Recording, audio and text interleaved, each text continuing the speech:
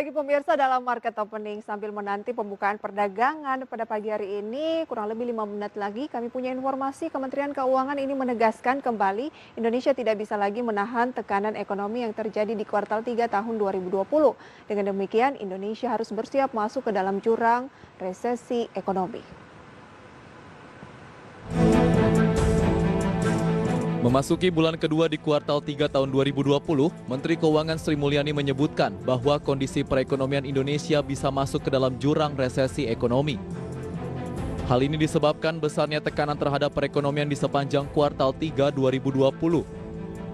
Hal ini diungkapkan Sri Mulyani dalam rapat dengan Badan Anggaran DPR RI, di mana pada kuartal 3 tahun ini Indonesia masih mengalami pertumbuhan negatif. Bahkan di kuartal keempat masih berada dalam zona sedikit di bawah netral.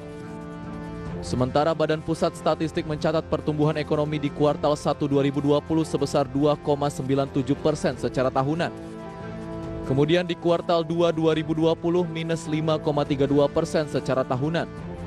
Dengan demikian resesi ekonomi akan ditentukan oleh realisasi pertumbuhan ekonomi pada kuartal 3 tahun ini. Sri Mulyani kembali menegaskan tahun ini menjadi periode yang berat bagi ekonomi Indonesia, baik dari sisi konsumsi, investasi maupun perdagangan. Sampai akhir tahun 2020, ekonomi Indonesia diprediksi akan berada di kisaran minus 1,1% hingga 0,2%. Sedangkan bila tahun ini ekonomi Indonesia bisa berada di level 0,2%, maka sudah terjadi recovery di kuartal 3 dan kuartal 4 2020 dari realisasi di kuartal 2 2020.